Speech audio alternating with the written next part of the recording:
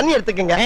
அத தோசைக்கல்ல ஊத்தி அதுக்குன்னு வழக்கமா ஒரு விளக்கமாறு வச்சிருப்பீங்கல்ல? ஆமாங்க. அத அடிப்பக்கமா திருப்பி சரிங்க. வரட்டு வரட்டு வரட்டுன்னு ஒரு 4 இழுப்பு இழுத்து சரிங்க. நல்லா கழுவி விட்டுருங்க. சரிங்க. ஒரு கிண்ண நிறைய மாவு எடுத்து பெரிய ரவுண்டாவும் இல்லாம சின்ன ரவுண்டாவும் இல்லாம சரிங்க. பொதுவா ஒரு ரவுண்ட ஊத்தி 4-5 வெங்காயத்தை போட்டு அள்ளி பொடி பொடி பொடியா நறுக்கி அப்படியே மேலாப்ல பரபரன்னு தூவி விட்டு சரிங்க.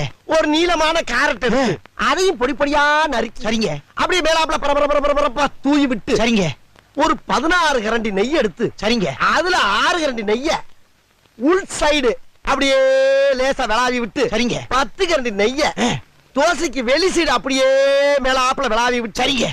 இட்லி பொடி இருக்கு பாத்தீங்களா? அத அப்படியே அள்ளி மலை சாரல் மாதிரி அதை மேலாப்ல பரபரன்னு அப்படியே பேய விட்டு சரிங்க. பொத்துனாப்ல அப்படி ஒரு பரட்டு இப்படி ஒரு பரட்டு அப்படி பரட்டி விட்டு அப்படியே ரெட்டி கலர்ல முருக விட்டு